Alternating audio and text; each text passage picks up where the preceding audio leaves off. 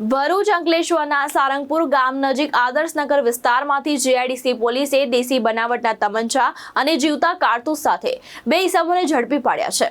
પોલીસે આરોપીઓ પાસેથી હથિયાર સહિત 15,000થી વધુનો મુદ્દામાલ જપ્ત કર્યો છે। અંકલેશ્વર જીઆઈડીસી પોલીસને પેટ્રોલિંગ દરમિયાન મળેલી બાતમીના આધારે સારંગપુર ગામ નજીક આદર્શનગર પ્લોટ વિસ્તારમાં આવેલા એક રૂમમાં દરોડા પાડવામાં આવ્યા। દરોડા દરમિયાન પોલીસને પંકજ સરફેવ મંડલ અને શિવનંદન દિલીપ મંડલ નામના બે શખ્સો પાસેથી એક દેશી બનાવટનો તમંચો અને 4 જીવતા કારતૂસ મળી આવ્યા હતા।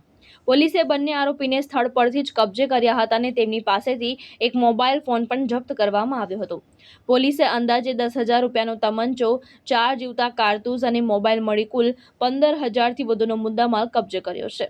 આ મામલે અંકલેશ્વર જીઆઈડીસી પોલીસે ગુનો નોંધી બંને આરોપી સામે કાયદેસરની કાર્યવાહી હાથ ધરી છે અને સમગ્ર મામલે વધુ તપાસ શરૂ કરી છે। ધર્મેશ રાણા, દ્રષ્ટિકોણ ન્યૂઝ, અંકલેશ્વર, ભરૂચ।